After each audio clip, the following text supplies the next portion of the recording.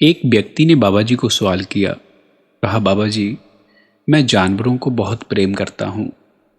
अगर कोई व्यक्ति जानवरों को नुकसान पहुँचाता है तब मुझसे देखा नहीं जाता।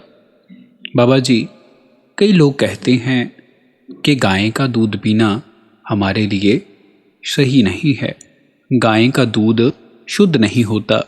इस बात पर बाबा जी ने कहा कि देखो बेटा, जानवरों को प्रेम करना ये तो बहुत अच्छी बात है, और जो आप कहते हो कि गाय का दूध शुद्ध नहीं होता, ये बात गलत है। बाबा जी ने कहा कि देखो, आप गाय को माता मानते हो, हिंदू धर्म में इसकी पूजा की जाती है। और इस पर बाबा जी फरमाने लगे कि बेटा, इसलिए ये अशुद्ध तो हो ही नहीं सकता।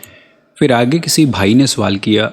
कहा, बाबा जी, मैं जब भी कोई बुरा काम करता हूँ तब मुझे सभी डांटते हैं, पर जब भी मैं कोई अच्छा काम करता हूँ तो मुझे कोई नहीं पूछता, कोई मुझे शाबाशी नहीं देता। बाबा जी, ऐसा क्यों? इस पर बाबा जी ने फरमाया कि देखो बेटा, वो तुम्हारे भले के लिए है।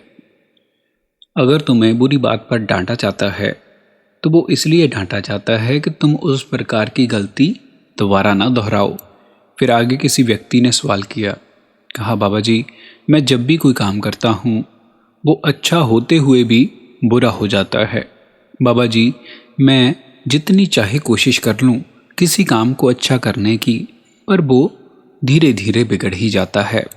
इस पर बाबा जी ने फरमाया कि देखो बेटा, आपको हर एक काम दिल से और मेहनत के साथ करना चाहिए। इस पर बाबा जी ने फरमाया कि बेटा, आपको हर एक काम प्रेम भावना से करना चाहिए। फिर आगे किसी बीबी ने बाबा जी को सवाल किया। कहा, बाबा जी, मैं बहुत ज़्यादा सोचती हूँ।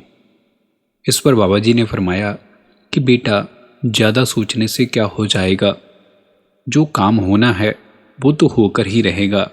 इससे आप अपनी सेहत खराब कर सकते हो और ज़्यादा से ज़्यादा कुछ नहीं होगा।